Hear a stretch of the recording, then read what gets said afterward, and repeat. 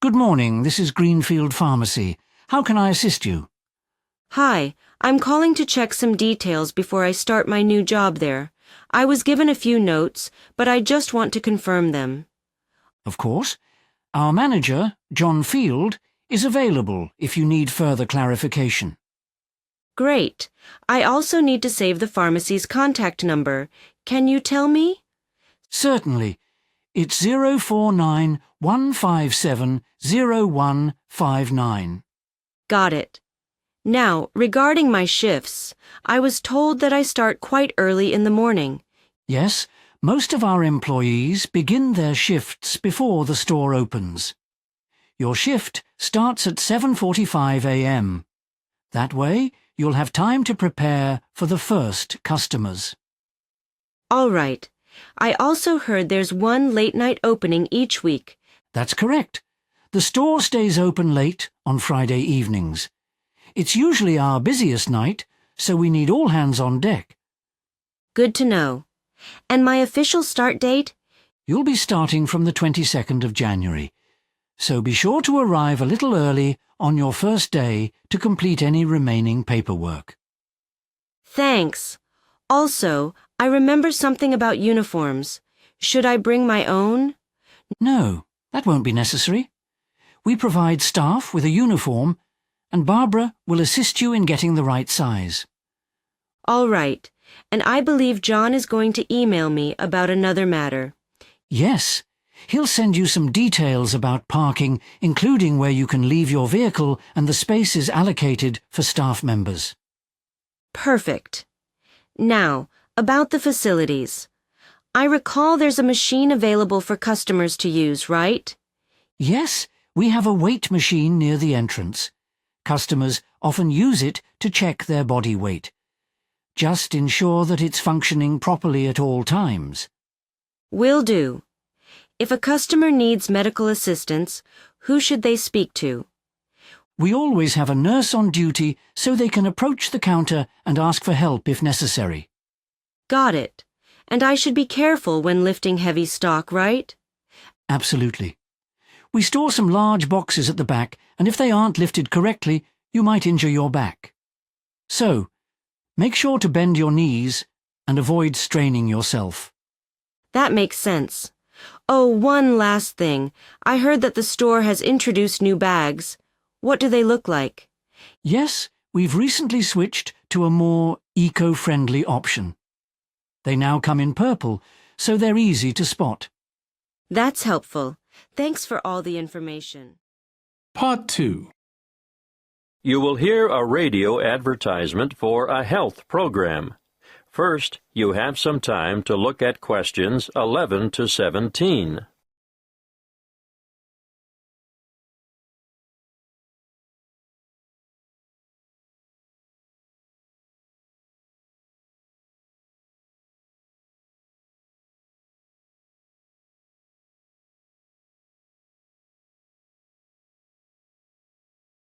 Listen carefully and answer questions 11 to 17. Prevention is better than cure. You all know that, don't you? Have you been looking for some help and guidance for maintaining your health? Well, today, I want to tell you all about a new health program called Be Well. Be Well Online, actually. This is an interactive website packed with resources to assist you in achieving your health goals. On this website, you'll find up-to-date health information you can trust. It has a register which includes a quick online check to assess your health and keep track of your progress. What do you want to do? Lose weight? Give up smoking? Manage your blood glucose levels or just improve your overall fitness? Use the simple online assessment tool and receive a personalized report on your current state of health. This is what we call your wellness register. After you've completed this, you'll be ready to move on. Now, the active health agenda is where our team of experts has created a series of interactive 8-week programs for some of the most common health goals.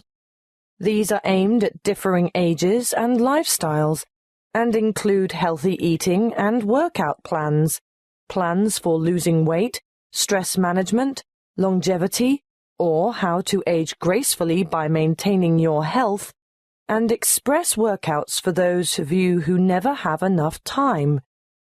If you join up to Be Well Online, you'll not only be able to use a whole suite of interactive tools and calculators, but you'll also have unlimited access to an extensive library of health articles, delicious, simple recipes, and illustrated exercise descriptions.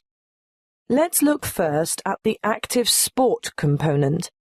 This gives you individual attention. In fact, it's a virtual personal trainer. Sports science and fitness experts have developed programs that will enable you to take on a specific sporting challenge or fitness goal adapted to your particular ambition and skill level. Detailed daily warm-ups and workout plans and weekly training schedules will help you prepare for any upcoming event of your choice.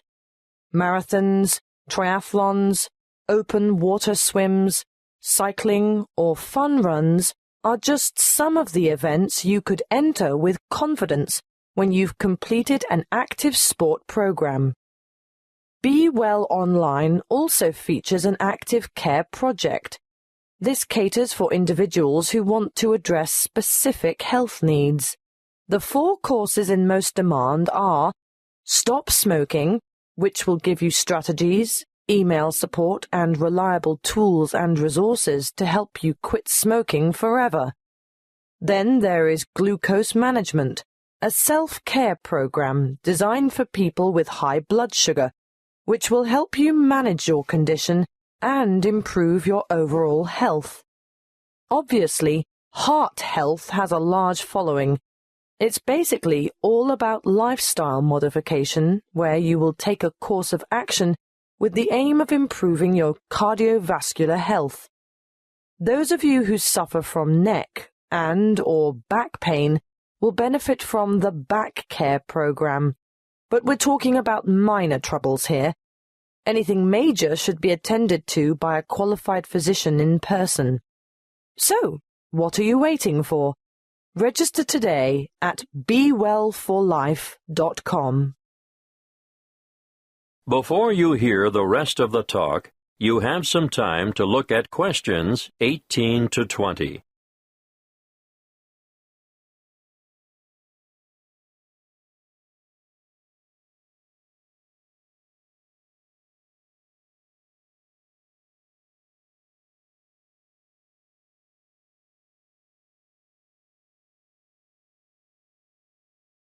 Now listen and answer questions 18 to 20.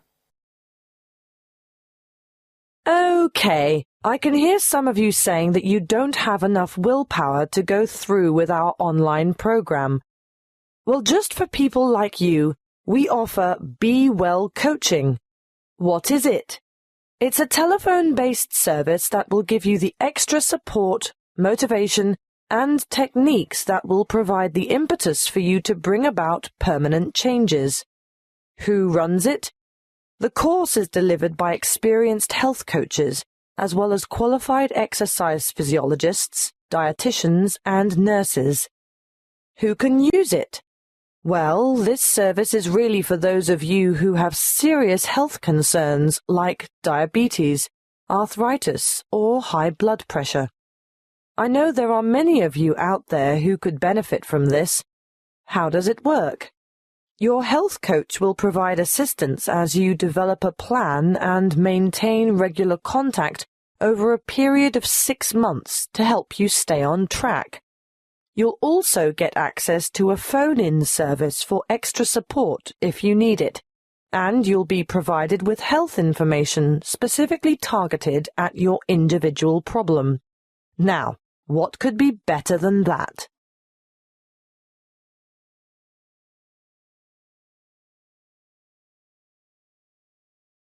That is the end of Part 2.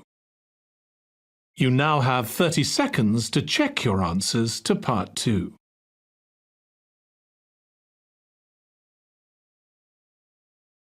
Part 3. You will hear two students discussing a science project. First, you have some time to look at questions 21 to 25.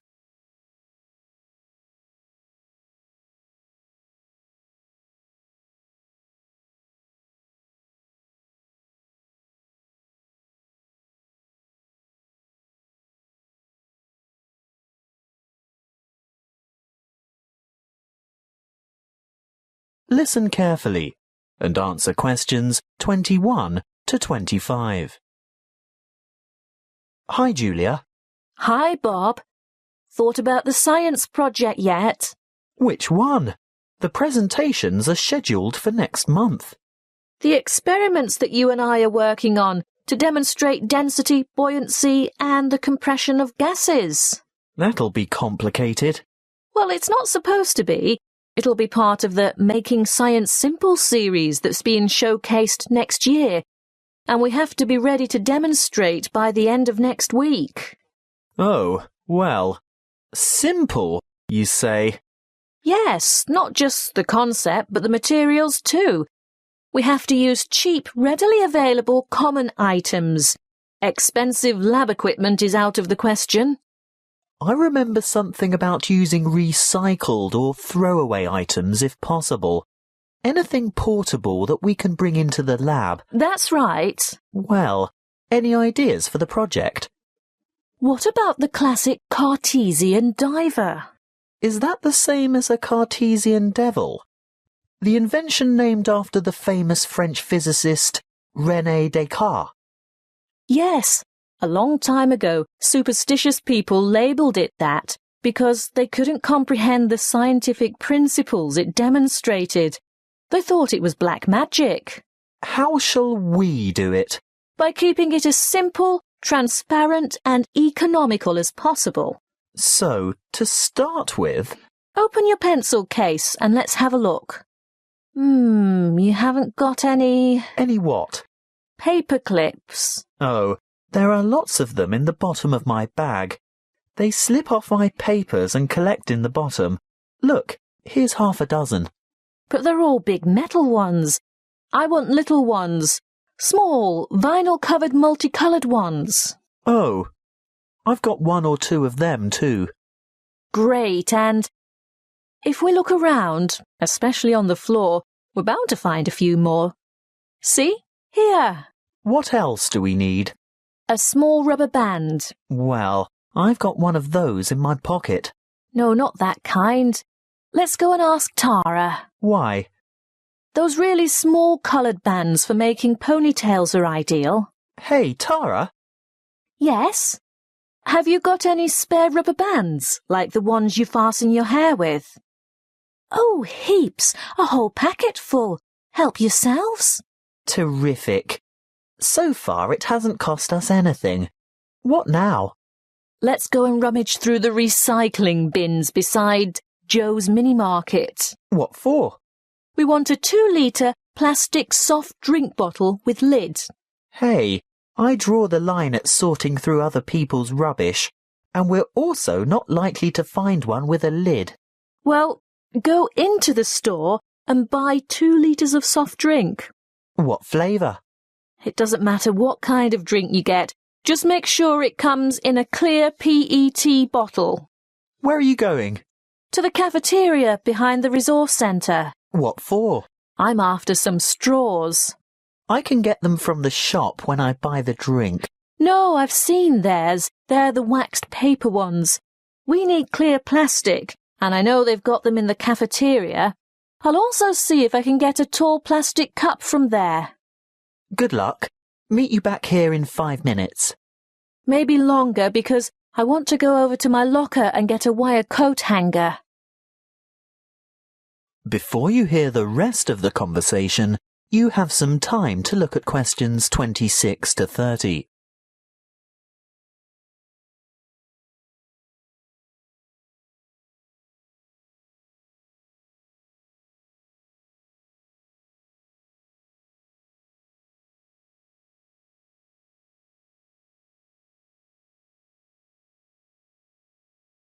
Now listen and answer questions 26 to 30. Right. Have we got everything now? I think so. I've got extras of most things, so don't worry if this doesn't work first time. OK. Assembly. Step 1. Take a straw and fold it in two. No, not like that. These plastic ones are quite hard to fold. Try pinching it in the middle. That should make it easier to bend. You may even have to bite it, but not too hard. You want a sharp crease, but you don't want to break it. How's this? Good. Now, second step. Wrap a rubber band several times around the ends to hold them together. Then? Add weight to the diver. So, this straw is the diver? Yes. See how I'm pulling the outside end of a paperclip out a bit? Now, hook the part I bent out into the rubber band that's holding the straw together. No, not that way. It'll fall off. That's right. Turn it over. Now, hook 2 or 3 more paper clips on. It's hard to say how many we'll need. The idea is to get the diver to be almost all the way submerged, but not quite. We can put it in this tall cup of water to test it. What do you think? Too buoyant? Add another paperclip? I think so. OK, on to the next step. Have you got the empty bottle?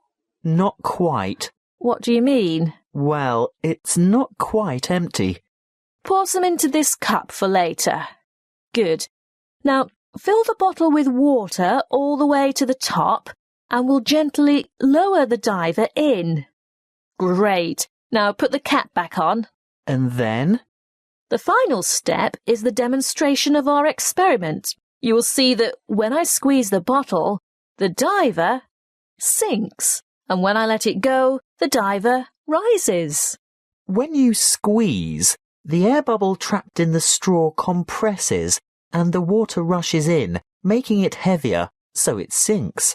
And the reverse happens when you release the bottle. What's the coat hanger for? Oh, that. If our experiment didn't work the first time and our divers stayed on the bottom, we'd have had to fish it out with a piece of wire or a hook of some kind. It's best to be prepared. That is the end of part 3. You now have 30 seconds to check your answers to part 3.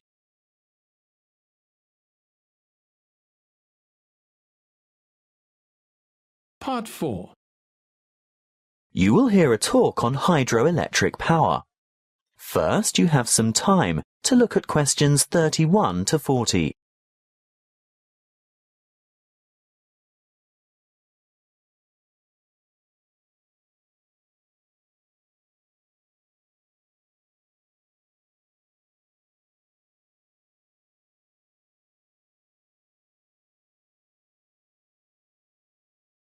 Listen carefully and answer questions 31 to 40. Welcome to our series on renewable resources. The topic today is hydropower. As you most probably know, hydro means water, so we are talking about using water to generate electricity. Of course, there are many ways to generate electricity, but hydropower is important to the community. Firstly and obviously because it's renewable. The Earth's hydrologic cycle of constant evaporation and transpiration provides a continual supply of water from rainfall and snowmelt. The second point to consider is its efficiency. Hydropower plants are able to convert approximately 90% of the energy from the falling water into electric energy, whereas many fossil-fueled plants lose more than half of the energy content of their fuel by way of waste heat and gases. For this reason, they are very efficient. Hydropower is also clean. It doesn't emit harmful gases that contribute to air pollution, acid rain and global warming. No trucks, trains or pipelines are needed to bring fuel to the site, and there's no noise pollution either. Furthermore, Hydropower plant machinery is fairly simple and runs at slow speeds, which makes it reliable and durable. And hydropower units are flexible also. They have the ability to start quickly and adjust rapidly to changes in demand for electricity, thus enabling them to meet peak loads. But this also allows them to serve as reserve capacity and bring more stability to the power system overall. The dams that provide hydroelectric power also have other uses, such as navigation, flood damage reduction, water supply, recreation, irrigation, and low-flow augmentation, but it's not the purpose of this talk to go into those details. How do the hydropower plants work?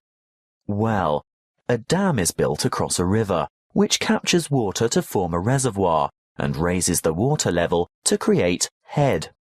Think of head as the vertical distance that the water falls as it passes through the dam. In other words, the difference in water level between the reservoir behind the dam and the river below. Water from the reservoir flows through an intake gate into a penstock. This is a kind of narrow channel which leads to the turbine below.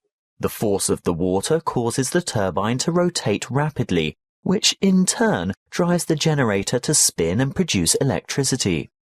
The electricity is carried the long distances from the powerhouse to substations on the outskirts of cities via power lines.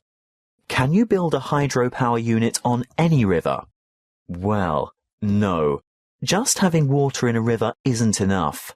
A good dam site must have enough stream flow as well as enough head. A fast-flowing river on the plains is probably not suitable because a dam couldn't be built high enough to provide the head needed for efficient production of electricity. On the other hand, dams in arid high country may have plenty of head but insufficient stream flow. The perfect spot for a hydropower plant is where the right combination of stream flow and head exists. What about the environment? Surely the construction of large dams has an environmental impact. Well, yes it does.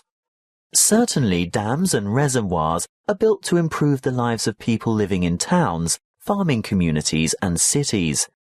But there must be a balance between development and preserving the natural environment. Needless to say, the natural river environment is changed, which leads to changes in river ecology and aquatic habitat. Sometimes, for example, dissolved oxygen levels below dams get so low in summer that there is a negative impact on aquatic life. These levels can be improved, however, by using special aerating turbines and/or injecting oxygen directly into the stream flow. In order to protect and improve the habitat for endangered and other species of birds, fish and water life, there needs to be a thorough review of operating plans to see if a better balance can be achieved. Hydropower plant design and operation must not only meet the needs of consumers for electricity, but work hand in hand with agencies whose concern is for the fish and wildlife, water quality and water supply. That is the end of Part 4. You now have 1 minute to check your answers to Part 4. That is the end of the listening test.